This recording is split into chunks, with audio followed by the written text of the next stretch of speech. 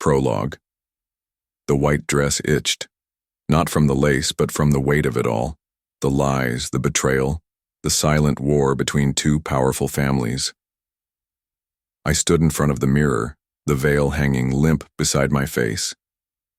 My mother adjusted it like this was any other happy day, but I wasn't happy. My heart pounded like a trapped bird. "I don't love him," I whispered. "You don't need to," she said. "Just marry him." Her words were soft, but they sliced through me. The doors of the dressing room opened and I turned slowly. There he was, Kade Beaumont. Billionaire heir. Cold, arrogant, ridiculously handsome, and completely disinterested in being here. His black tux was perfect, his eyes stormy. He didn't smile, didn't look at me like a bride, just a contract. "So," he said, voice dry, "you ready to be my bride for show?" I opened my mouth, but the words caught. I wanted to scream, "No," but all I managed was a quiet, "Why me?" His lip twitched. "Because my father hates your father more than I hate weddings." I flinched. The truth stung worse than any lie. He stepped closer. His cologne, clean and expensive, wrapped around me. Kade leaned in, his voice low. "This isn't about love. It never was. So don't pretend it is." I tried to pull away, but he caught my hand. His fingers were strong, warm. It shocked me more than his words. "You're not what I expected," he muttered, looking into my eyes. "But it doesn't matter. After this, we're stuck." The music started. The ceremony was minutes away. Everyone outside thought this was a love story. They didn't know it was a revenge plot in a white dress. I swallowed hard. What kind of life was I walking into? And why? Why did part of me want to know more about the man who hated me? As the music swells and she takes the first step down the aisle, Elena realizes she's not just marrying into power, she's marrying into war. Welcome to another episode of Ever After Audiobook. This is an original creation for entertainment only. Enjoy. Chapter 1. Vows in Chains. The music played softly. Guests turned as I stepped into the room. My heart beat faster, my feet moved, but I felt like I was floating. Kade waited at the end of the aisle. His hands were in his pockets. His face looked bored, but his eyes, they burned.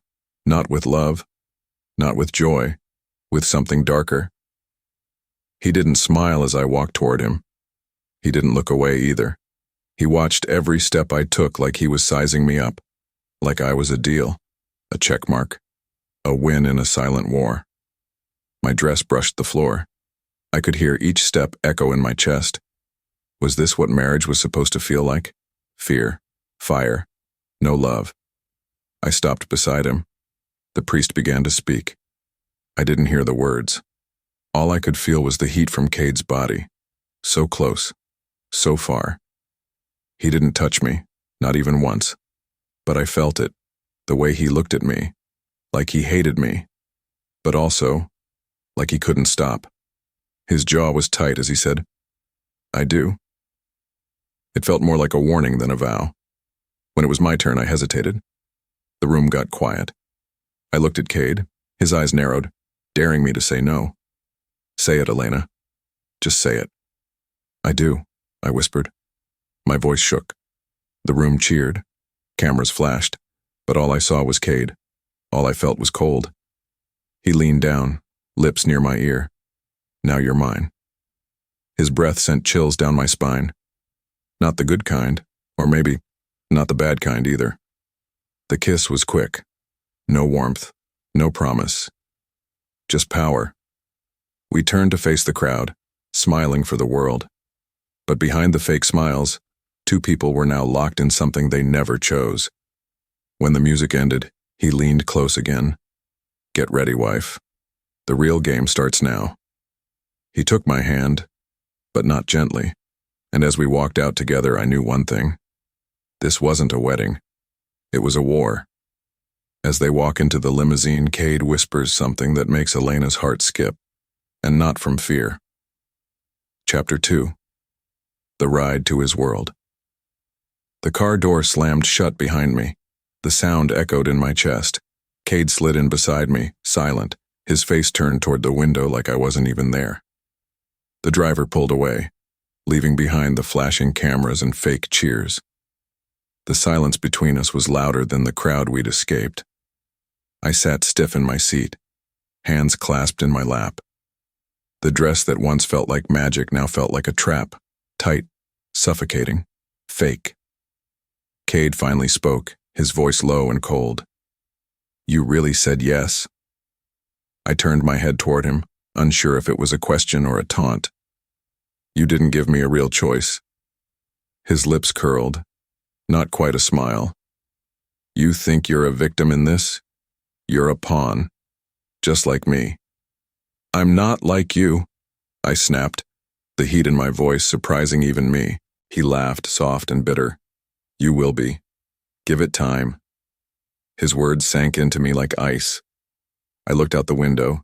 City lights blurred as we sped past them, like we were racing away from the life I used to know. "Why me?" I whispered, more to myself than to him. Kade shifted in his seat. "Because my father wanted it, and when he wants something, no one says no." I swallowed hard. "So that's it? I'm just part of his plan?" His eyes met mine. "You're the center of it." The words struck like lightning, bright, terrifying, impossible to ignore. I turned away, heart pounding. If I was the center, what did that make me? A key? A weapon? A target? The car slowed. I glanced ahead, expecting a sleek mansion or a hotel, but what I saw made my mouth go dry. Iron gates, tall stone walls, guards at the entrance, dressed in black, no smiles. "This is your home now," Kade said, his voice unreadable. My throat tightened. I wasn't sure if I could breathe. As the gates opened slowly, I stared ahead at the looming estate. It looked more like a fortress than a house. "Don't worry," Kade added, as the car rolled forward. "It only looks like a prison from the outside." He turned toward me then, his voice dropping to a near whisper. "The real chains? You'll feel them soon enough." And as we passed through the gates, I realized something chilling. The wedding wasn't the end of my freedom. It was just the beginning of my cage. Chapter 3. The Rules of His World. I followed Kade into the mansion, my steps echoing on the marble floor. The hallway stretched long and cold, with towering windows on one side and tall portraits staring down on me from the other. Every inch of the house screamed money, but it didn't feel like a home. It felt like I'd stepped into a world made of stone and silence. He walked ahead without looking back, like I was a shadow he'd forgotten. Still I followed, my heart thudding in my chest like a warning drum. "Kade," I said softly. My voice barely rose above a whisper. He stopped, his back still to me. "Say what you need to say," he said flatly. I took a breath. "I want to know the rules." He turned slowly. "Rules?" I nodded. "You brought me here. You married me. Now tell me how this works. What do you expect?" His dark eyes narrowed, and for the first time something flickered across his face. Surprise, maybe even respect. "You really are different," he said, stepping closer. "Most people just try to survive in my world. You're asking how to live in it." "I don't like surprises," I said, lifting my chin. "Tell me the truth, all of it." He moved until there was barely a breath between us. His cologne was sharp and expensive. His presence? Overwhelming. "Fine," he said. "Rule 1. My father watches everything, even here, especially in here." I stiffened. "He installed cameras?" "No," Kade said. "He has people, loyal ones, spies, servants, friends who owe him." I looked around. Suddenly the air felt heavier. I wasn't just in a stranger's home. I was in a trap I couldn't see. "Rule 2, he continued. "We don't sleep in the same room." I blinked. That one hurt more than I expected. "Why not?" He stepped closer still, and my breath caught. Because if I do, I might not be able to pretend anymore. His words hit me like thunder. For a moment, I forgot how to stand. Pretend what? I whispered. That I don't want you. Silence stretched between us, thick, charged, and dangerous. His eyes held mine, and I couldn't look away, couldn't breathe, couldn't run. But before I could speak, a loud knock echoed through the hallway. Kade turned, his face hardening again. What now? He muttered, storming toward the door. I stood frozen, my mind racing. His words were still in the air, wrapped around me like invisible hands. He wants me. But what scared me more wasn't the truth in his voice. It was how much I wanted him too. Even if everything around us was built on lies, even if the fire growing between us was the one thing destined to burn us both. Chapter 4. The Dinner with the Devil. The dining room was fit for royalty. Long table, gold-rimmed plates, a chandelier that sparkled like it held stars. I sat at one end, alone, until Kade entered and took his seat halfway down. He didn't speak, just poured himself a glass of wine and stared at his plate like it had betrayed him. Then the door opened again. In walked a man I'd only seen in pictures, Kade Beaumont, Kade's father. He was tall, clean-cut, dressed in a black suit without a single wrinkle. His eyes were sharp, cold, eyes that didn't blink, eyes that weighed you. Ah, he said, walking toward me. My daughter-in-law. He didn't offer a smile, not even a handshake, just circled me slowly like a lion deciding if his prey was worth eating. I hope you're finding the estate comfortable, he said. It's big, I replied, keeping my tone flat. Hard to get lost in something so cold. Kade glanced up at that, the corner of his mouth twitching. Dominic chuckled. You've got spirit. That's why I chose you. I stiffened. You arranged this marriage to punish my family. He didn't deny it. I needed a move, a checkmate. And you were a perfect queen on the board. Heat flushed my cheeks. I was not a piece on his chessboard. I was a person, a woman, and I would not be used. I'm not yours to play with, I said, voice low but steady. Dominic's smile faded. You are what I say you are. Kade slammed his glass down. That's enough. Dominic turned his icy gaze on his son. Careful, Kade. I built you. I can unbuild you. Kade stood. You built a weapon, not a man. The air snapped tight like a rubber band stretched too far. Dominic leaned forward toward me. You'll learn, Elena. Everyone bends. Some bend quietly. Others break. I stood, refusing to look away. Then I guess you'll find out what kind I am. I turned and walked out, my heart beating like a war drum. Behind me, Kade's voice rang out. Don't follow her, she's already stronger than you ever expected. I didn't know where I was going. I just knew I had to get away. The hallway was empty. The silence wrapped around me, thick and heavy. But just as I reached the staircase, a hand grabbed mine. I turned, Kade. His face was close, his eyes wild. You shouldn't have spoken to him like that. I'm not afraid of him. You should be, he whispered, because he never plays fair. And now he knows. You're not his puppet. My chest tightened. Then I'll cut the strings myself. Kade stepped closer. That's what I'm afraid of. I stared at him, breath caught between us, because in his voice, I didn't just hear fear. I heard something else. Possession, need, a spark that shouldn't be there, but was burning brighter than either of us could stop. Chapter 5. The Secret in the Cellar. The night crept in like smoke. I couldn't sleep, not after dinner, not after the way Dominic looked at me, like I was something to crush, not after Kade's eyes held mine with a fire I didn't expect. I needed air. Slipping out of bed, I padded barefoot through the dark hallway. The house was too quiet, like it held its breath. I turned a corner, then another.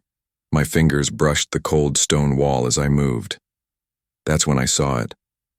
A door at the far end of a narrow hallway, half open, barely lit. Drawn by instinct or maybe something deeper, I stepped through. Stone stairs led down, steep and winding. I took each step slowly, careful not to make a sound. The air grew colder with every step. Damp, earthy. At the bottom was a cellar. Not dusty and forgotten like most, this one was clean, lined with shelves, metal cabinets, and in the center, a wooden chest bolted to the floor. I kneeled, heart racing. The chest had no lock, just a latch. I opened it with trembling hands. Inside, files, stacks of them, folders marked with names, receipts, photos. One file caught my eye, marked Elena Moreno, my name. I yanked it out and opened it, flipping through quickly. There were photos of me, at my old job, my apartment, even one of me sitting in a park, years ago. I swallowed hard. They'd been watching me long before the arranged marriage. I turned the last page and froze. A document, a transfer of ownership, property, stocks, and something called Operation Duskfall. It had my father's name on it, and Dominic's. My fingers shook. This wasn't just a punishment marriage. It was a cover-up, a takeover, and I was the key. Behind me, a floorboard creaked. I spun around, heart in my throat. Kade. He stood in the doorway, shadows cutting across his face. "You weren't supposed to find this," he said, voice low. "You knew?" I whispered. "I didn't know everything," he said, stepping in. "But I knew you weren't here just for revenge. You were here for leverage." My hands clenched the file. "You let me believe it was all about your father's pride. But it's business. War." His jaw tightened. "At first, yes. And now?" I asked, tears stinging my eyes. He reached for me, gently cupping my face. "Now? It's personal." His lips brushed mine, soft and slow, but full of things unspoken. Pain, desire, guilt. I wanted to pull away, but I didn't. Because in that kiss, I felt truth, and a danger bigger than either of us could escape. And as his arms wrapped around me, holding me like I might vanish, I realized something. If love was growing between us, then so was betrayal. And only one of them would survive. Chapter 6. A storm between us. I didn't sleep that night. I couldn't. Even after Kade kissed me, even after he whispered, "I didn't choose this. But I'm choosing you now." I couldn't shake the files, the lies, the feeling that everything I knew was unraveling. By morning, the storm outside matched the one inside me. Rain slammed the windows, thunder cracked, and still, I waited. In the drawing room, fire flickering low, I sat curled on the couch, file in my lap, heart in my throat. Kade walked in, drenched like he'd been running from something or toward it. "Elena," he said, his voice gravel and heat. "We need to talk." I stood, holding the file tight. "Then talk." He stopped in front of me, hands shoved in his pockets. "My father arranged this marriage, yes, to destroy your family's hold on the shipping contracts. But I didn't know about the surveillance. I didn't know about the file. I didn't know they'd been watching you for years." My eyes locked onto his. "And now?" He stepped closer. "Now I know they underestimated you." I laughed, bitter. "That's not an answer." His voice dropped. "The night we met, I thought you were just another pawn. But every time you looked at me like you saw past the mask, every time you didn't flinch when I tried to push you away, I broke a little. I wanted to believe him, but love didn't erase betrayal. You kissed me," I whispered. "Held me like I was yours, and all this time, you are mine," he said, low and fierce. "Then why does it feel like I'm a deal that never got signed?" The storm crashed louder. Trees groaned outside. Inside, the silence snapped taut between us. He stepped forward again, grabbed the file from my hands and threw it into the fireplace. Flames burst, licking up paper like it had never mattered. "What are you doing?" I gasped. He didn't flinch. burning the past. But that was proof. Proof of what? That my father's a monster? You already knew that. That I was part of it? His voice cracked. I'm done being his shadow, Elena. I'm done letting him decide who I get to love. The words hit me like thunder. I turned to the flames, watching the pages curl and blacken. Love, I whispered. Yes, he said, voice softer now. And if that's not enough for you, then I'll walk away. He waited. My heart pounded. He'd just burned the truth. But maybe what mattered now was what we built from the ashes. I stepped toward him, inches away, the fire warming my back, his storm eyes holding mine. You really choosing me? I asked, barely breathing. His answer wasn't words. It was a kiss, deeper, rougher, needier than before, and in that kiss, I didn't feel lost. I felt claimed, but just as our lips parted, breathless, a phone buzzed. Kade looked at the screen and his face went pale. What is it? I asked. He swallowed hard. My father just froze my accounts, all of them. He's making his move. Chapter 7. A war of blood and business. The sound of the rain pounding on the rooftop was nothing compared to the pounding in my chest. Kade's jaw tightened as he stared at the screen. His shoulders stiffened, his knuckles turned white. All my accounts, he said again. Frozen, my credit lines, my access to the board, everything.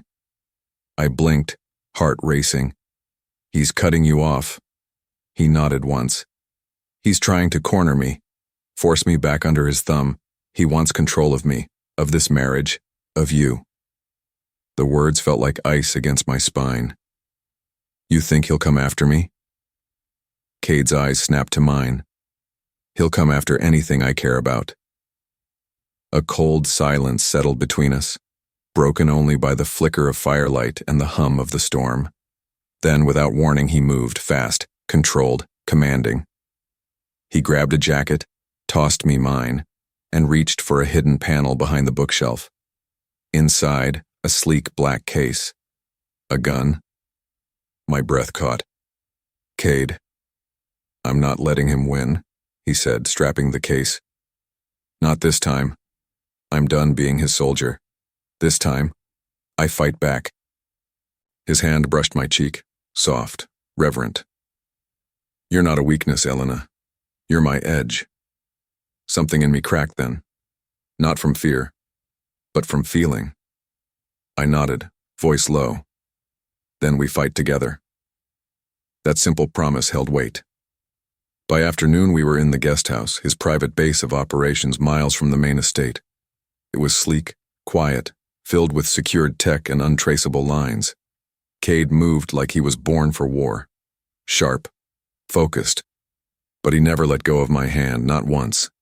He gave orders to someone named Maddox, checked financial leaks, secured encrypted communications, moved assets through hidden trusts. I watched him rebuild from nothing, and I'd never seen him more powerful, or more beautiful. That night, when the systems calmed and the lights dimmed, he pulled me close. You were never just a pawn, he whispered against my skin. You're the queen, and my father just made the mistake of threatening her. The kiss that followed wasn't gentle. It was fierce. It was a vow. But even as we collapsed into each other, hearts pounding, lips bruised from need, a single red light blinked on his desk. An alarm. Kade sat up fast, eyes narrowed. Elena, he breathed. Someone just breached the estate. And that's when we both knew. The war had officially begun.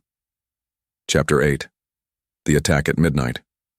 The red light on Kade's desk pulsed like a heartbeat, fast, urgent, threatening. Kade jumped to his feet. Stay here, he said quickly, grabbing his sidearm from the drawer. No, I said, standing. I'm not hiding. He looked back at me, torn between anger and fear. Elena, I said we fight together. Something shifted in his eyes. Not weakness, respect. He gave a short nod, then handed me a smaller pistol. Stay behind me. Safety's off. Aim for the chest. I'd never held a gun before. It was heavier than I expected. Colder, too. But my hands didn't shake. The lights in the house flickered once, then again. Outside, lightning lit up the trees like ghosts. A shadow moved by the window, then another. "They're already inside," Kade whispered. He pulled me to the side hallway, guiding me toward a locked steel door. Bang! The front door crashed open. Voices, boots, the sound of force. I bit down on a scream as Kade opened the steel door with a fingerprint scan. Behind it, an escape tunnel. "We have to move," he said. But just as we stepped in, a loud crack echoed down the hall. Gunshot. Close. Too close. Kade spun, pulling me behind him as a masked figure came into view. Black gear, rifle up. "Go!" Kade shouted. I ran down the metal stairs, heart hammering, shadows chasing us. Kade fired behind me. The tunnel roared with sound. My ears rang. Another shot, another yell, and then silence. I turned around. Kade wasn't there. "No!" I screamed, starting back up. But he stumbled down the stairs a second later, blood on his sleeve, eyes wild. "I'm fine," he growled, even though I could see the pain in his face. He slammed the tunnel door shut behind us, twisted the lock. "That'll hold them for a few minutes." We ran. The tunnel led to a storm cellar under the old guest barn. When we emerged, the rain had slowed to a mist. The air was heavy, cold, but we were alive. Barely. Kade dropped to the ground, leaning against the barn wall.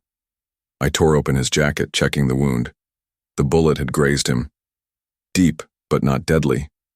Still, seeing his blood made something snap inside me. "You could have died," I whispered. He grabbed my wrist, eyes fierce. "I'd die before I let them touch you." And when I kissed him this time, it wasn't out of fear. It was out of fire. Even soaked, bleeding, and hunted. He kissed me like I was everything. But just as we broke apart, his phone buzzed with a single message. "You chose her. Now watch her fall." Kade Beaumont. Kade's face went blank, then hard. He met my eyes with a voice low and dangerous. "He's not after me anymore. He's coming for you." Chapter 9. The trap. He set for her. The rain hadn't stopped. It painted the windows in silver streaks, blurring everything beyond them. But Kade's voice was sharp. "He wants you, Elena, not the company, not me, just you." I stood frozen by the fire, the warmth unable to touch the chill running through me. "Why me? I've done nothing." He ran a hand through his soaked hair. "Because you changed me, and he hates that. My father hates anything he can't control." The fire snapped loudly like it wanted to scream too.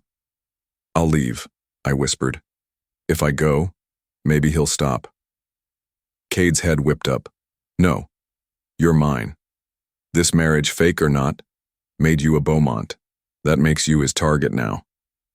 He said mine, like it meant everything, like I was more than just a name on a legal document. But I knew what I had to do. "He said he'd stop if I met him alone," I said softly.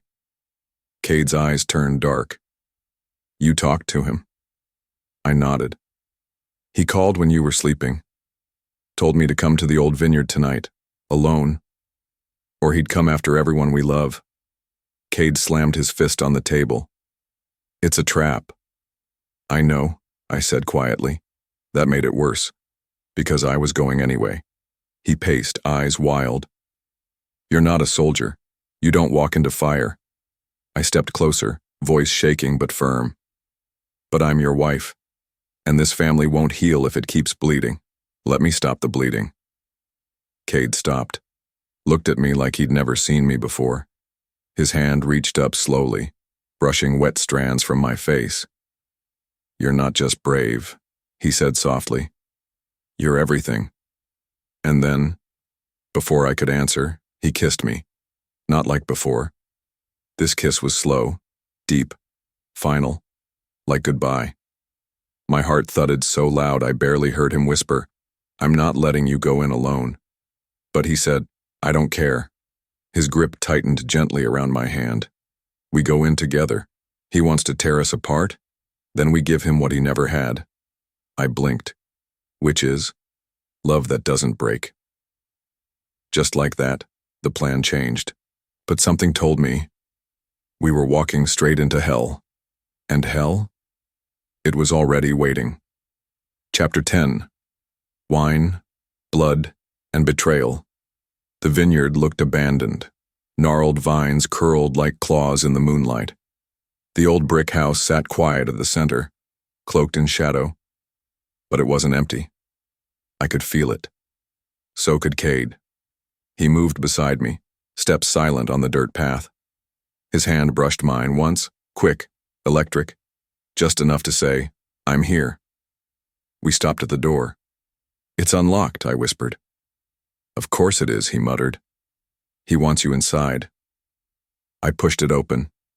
The air inside was cold, too cold. It smelled of wine and old secrets. Candles flickered along the walls. Their light danced across framed paintings and cracked wooden beams. We stepped forward. And then, a voice floated through the hall, smooth, mocking. "You came, Elena. I wasn't sure if love would be enough of a leash." Kade stiffened beside me. "Show yourself." From the shadows, a man stepped out, tall, dressed in black. His smile held no warmth. Kade Beaumont, Kade's father. He looked like Kade, if Kade had no soul. "Why?" I said, voice tight. "Why drag me into this?" Donovan raised a brow. "Because your family humiliated mine. Your father turned down my offer years ago. Said he'd rather go broke than merge with a snake." My heart pounded. "So you tricked me into marriage with your son?" "I didn't trick you," he said smoothly. "I gave you a path to power. You just fell in love with the wrong Beaumont." He turned to Kade then. "She was supposed to ruin you. That was the plan. Break your heart, break your will, then you'd come back home where you belong." Kade stepped forward, face hard. "That plan failed." "Yes," Donovan sighed. "And now I have to erase it." Gunmetal glinted. I gasped. He had a gun pointed at Kade. "No." I stepped in front of him. Donovan's eyes widened. "You'd die for him?" "Yes," I said, voice shaking, "because he'd die for me." The moment froze. Then, bang. The shot rang out like thunder, but I didn't feel pain. I opened my eyes. Kade stood in front of me. Blood bloomed across his shirt. "No! Kade!" I screamed. He dropped to one knee, hand clutching his side. "I'm okay," he gritted out, breath shallow. Donovan raised the gun again. I didn't think. I grabbed the old wine bottle from the table and hurled it at him with everything I had. Glass shattered. Wine sprayed like blood. He stumbled, momentarily blinded. Kade launched forward. Fists met flesh. Pain met rage. Years of betrayal exploded in that one strike. But as Donovan crumpled to the floor, he laughed, low, ugly. "I'm not the only one," he wheezed. "You think she loves you, Kade? Ask her about her father's last deal. Ask her what she's hiding." Kade froze, turned to me. "Elena," he said slowly, voice breaking. "What deal is he talking about?" And I knew. We weren't done fighting. Not yet. Chapter 11. The secret that could break them. My heartbeat echoed louder than the silence between us. Kade's father groaned on the ground, blood streaking his lip, but his words were louder than the gunshot had been. "Ask her what she's hiding." Kade turned to me. His blue eyes weren't cold, but they weren't soft either. "Elena," he said again, quieter this time. "What deal?" The truth sat heavy in my throat. "I didn't know how to tell you," I whispered. "Not like this." He took a step closer. His shirt was soaked in blood, but he didn't seem to care. "Then tell me now." I swallowed, trembling. My father owed money, years ago. He got desperate. He agreed to sell his software to the Beaumonts in exchange for silence. But the deal went bad. Kade's eyes darkened. I kept going, words pouring fast. "Your father blamed him. Said my dad betrayed him. But it wasn't true. Donovan changed the contract and made it look like fraud. Kade's jaw tightened. And you knew this? Not until after we were married. My father told me in pieces. I was going to tell you, Kade, I swear. He looked away. I reached for him, fingers grazing his. I love you, I whispered. His eyes snapped back to mine. That's not the question, he said hoarsely. Did you marry me to get revenge? My breath caught. No. Never. But the silence that followed felt like doubt. I didn't know I'd fall in love with you, I added quickly, voice cracking. At first I was just trying to survive. My father, he told me to stay close to you, not hurt you. But protect yourself, Kade said flatly. I nodded, eyes stinging. I wanted to tell you everything, but every time I tried, you pulled me in deeper. And suddenly I wasn't pretending anymore. I was yours, Kade. His stare didn't waver. Then prove it. I blinked. How? He stepped even closer. The firelight behind him made his eyes gleam. Walk away from your father, right now. No more secrets. No more loyalty to lies. I hesitated, not because I didn't want to, but because doing that meant burning every bridge I had left. I took a shaky breath. I will, I said. But there's something else. Kade's brows rose. More? I nodded, heart pounding. I think I'm pregnant. The air between us shattered. Kade's lips parted, but no sound came out. My chest heaved. I haven't taken a test yet, but I'm late, and I feel it. He stepped back like he'd been punched, and then the door behind us creaked open. Footsteps. A voice said coldly, "Guess we'll have to take the baby too." We turned just as two armed men entered, dressed in black, faces hidden. Donovan's backup had arrived. Kade grabbed my hand. Run. And we did, but not away from danger. We ran straight into it. Chapter 12. Kidnapped for blood and legacy. My wrists burned. The ropes bit into my skin, rough and unrelenting. Across the dark basement, Kade sat bloodied, his head slumped forward, chest rising with every shallow breath. I wanted to scream, to run to him, to break these damn ropes apart with nothing but will. But I couldn't move. The shadows creaked. You should have stayed obedient, Elena. Donovan's voice echoed coldly from behind. But you always had your mother's spirit. My stomach twisted. You want money? I rasped. You want revenge? Take it. Just let Kade go. He laughed, low and bitter. Oh, it's not about money anymore. It's about legacy. He circled Kade like a vulture. He was never supposed to fall for you, never supposed to protect you. And now you're carrying my heir's heir. That changes everything. Kade stirred. His voice was raw, broken. Touch her, and I'll burn your world down. Donovan crouched beside him. Still got fire, I see. Just like your mother. Kade's head lifted slowly. Blood streaked his cheek, but his eyes, God, those eyes, still burned like wildfire. You hurt her, he growled, and I swear you'll never walk out of this place. Donovan stood. So dramatic. But let's test that threat, shall we? He turned to me. I froze. But just as he stepped closer, a hidden door creaked open from the shadows. Step away from her, a cold, unfamiliar voice commanded. Donovan jerked back. A man entered, tall, sharp-suited and surrounded by guards. His face was eerily familiar. Kade's eyes widened. Uncle? The man gave a slow smile. Nephew. Donovan looked furious. What are you doing here, Alistair?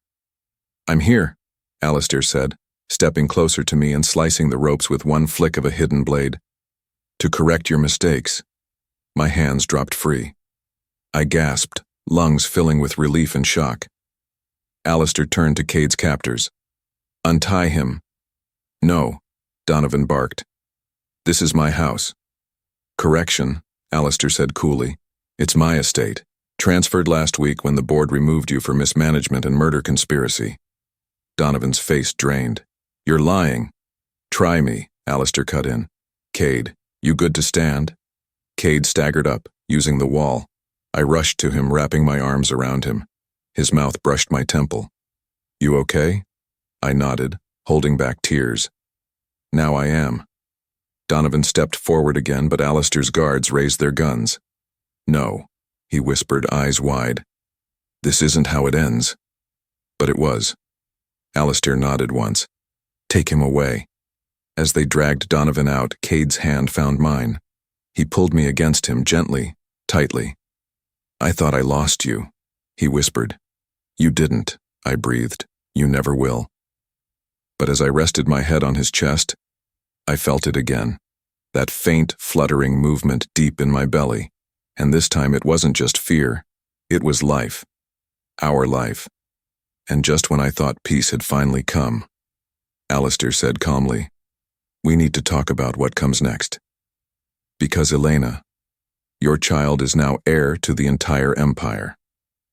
Chapter 13. The inheritance no one expected. The black town car rolled through the gates of the Beaumont estate. We were home. But nothing felt the same. I clutched Kade's hand as the security guards opened the door for us. His grip was steady, but his eyes, they kept scanning, watching, like he knew danger still lurked, this time closer than before. Alistair walked beside us, sharp and unreadable. Inside the mansion, the housekeeper gasped when she saw Kade's bruises and the dried blood on my blouse. Call the doctor, Kade murmured, and tell James to prepare the study. We're not done yet. We sat in the massive study 10 minutes later. The curtains were drawn. The fireplace flickered low. Alistair stood at the window, arms crossed. The board trusts me now, he said. But it won't last forever. You're the heir, Kade. You must step in. Kade stared at the fire. I never wanted this. You have no choice anymore, Alistair said. Not with a child coming. My hands dropped to my stomach instinctively. Why me? Kade asked. Why not keep the power yourself? Alistair turned slowly. Because I know what it does. And I'm tired. His eyes flicked to me. But make no mistake. Power this big always brings enemies. The board is split. Some want you in charge. Others want you dead. Kade looked at me. My heart pounded. We'll protect her, Alistair said. But you'll need to marry her again, publicly. This time not for show, for legacy. I blinked. Another wedding? He nodded. In front of press, investors, the world. Make it impossible for anyone to question your bond. Kade didn't flinch. Fine, but it'll be on our terms. I squeezed his hand, grateful. But before Alistair could respond, the door burst open. A woman in a blood-red dress walked in, heels clicking. Hello, cousin, she said with a poisonous smile.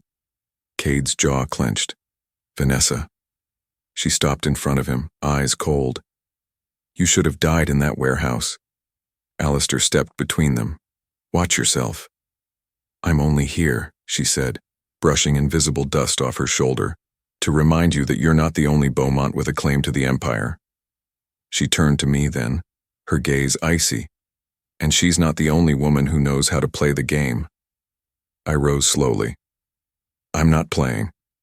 She smirked. That's your mistake. She turned on her heel and disappeared. The door slammed. Alistair muttered, She won't stop. Kade's arms wrapped around me from behind. She can try, he whispered, but she'll have to go through me first. I leaned into him, feeling his strength, his warmth, his promise. But deep down, I knew Vanessa wasn't bluffing. She was preparing for war, and this time, it wouldn't be about legacy. It would be about survival. Chapter 14. Wedding bells, poisoned vows. The Beaumont estate transformed overnight. White roses spilled from marble columns. Golden chairs lined the garden path. Strings of violins rehearsed the melody that would carry me down the aisle. For real this time. But my heart wasn't calm. Every smile felt rehearsed. Every hand I shook felt cold, and I couldn't stop thinking about her. Vanessa. Somewhere in the shadows of the estate, she was planning something. I could feel it. You okay? Kade's voice was soft behind me as I stood before the grand mirror in my gown. I nodded, but it was weak. You look like a dream, he said, moving to rest his hands on my shoulders. My dream. I turned, breath catching in my throat. He was already in his tuxedo, black, crisp, tailored to perfection, yet his eyes held no polish, only fire. I still don't understand how we got here, I whispered. He smiled gently.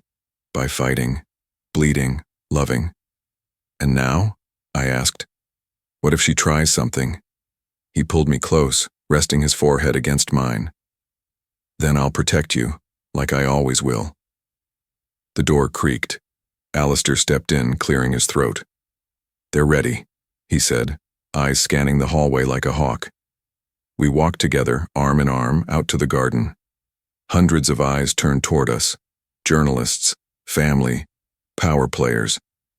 But as I walked the white petal path, all I saw was him, Kade, waiting at the altar. And when I reached him, he took my hand, like it was the first time.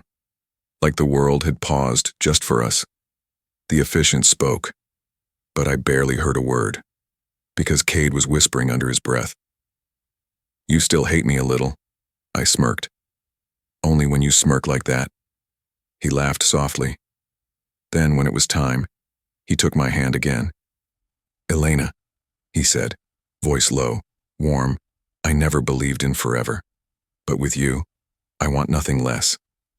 I opened my mouth, tears in my eyes to speak my vows. But before I could say a word, a sharp crack echoed across the garden. Screams broke out. Glass shattered.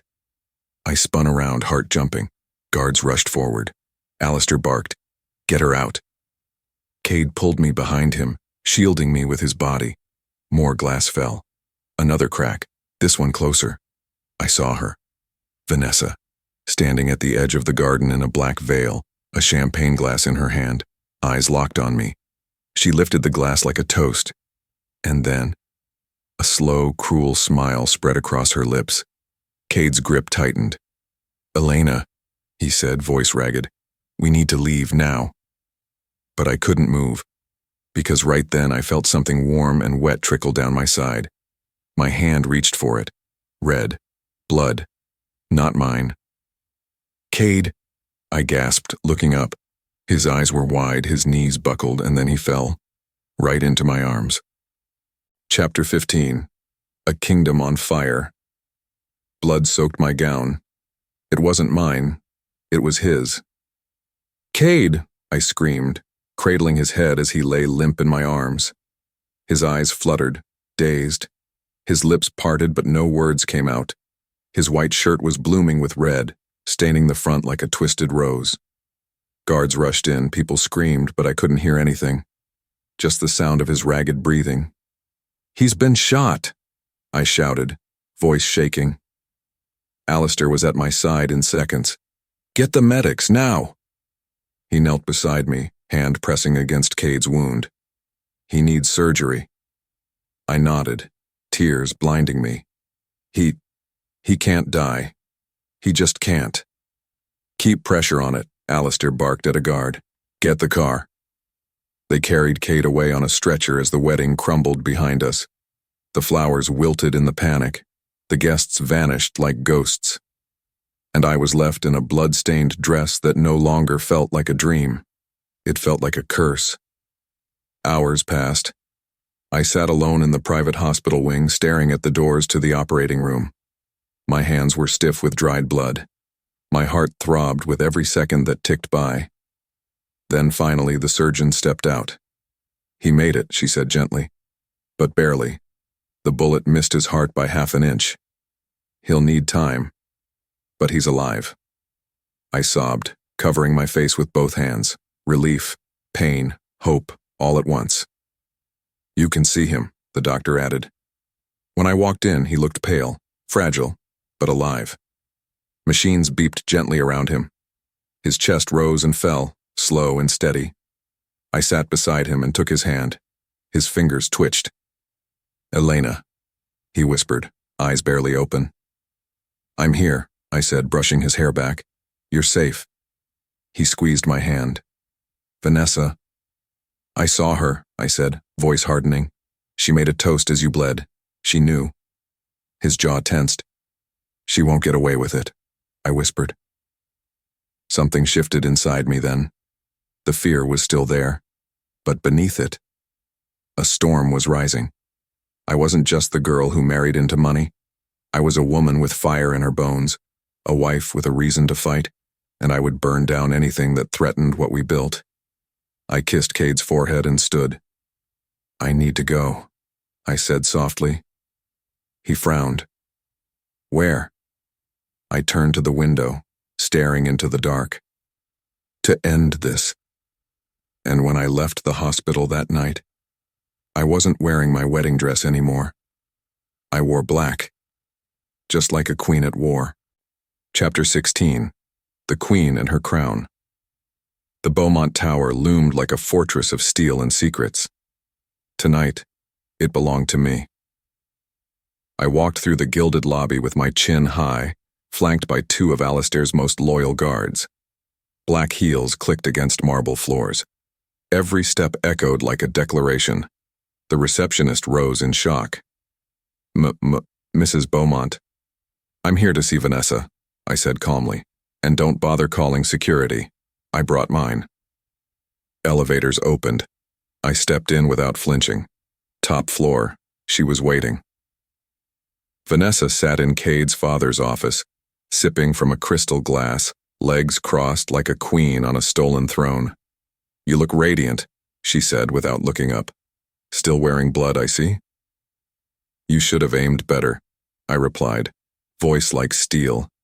She stood, eyes gleaming. "You really think this was about you?" she sneered.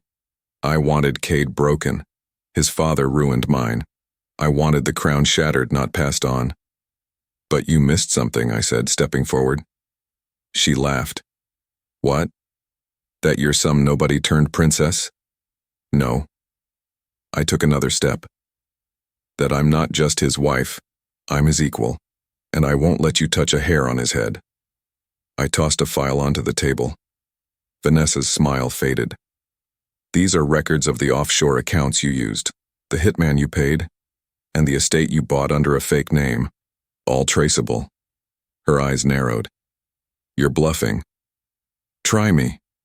For the first time, she looked afraid. "You don't have the guts," she hissed. "I do when love gives me fire." Behind me, Alistair entered with two officers. "You're under arrest for attempted murder, conspiracy, and fraud," one said. Vanessa's face twisted, but she didn't fight. As they led her away, she looked back at me.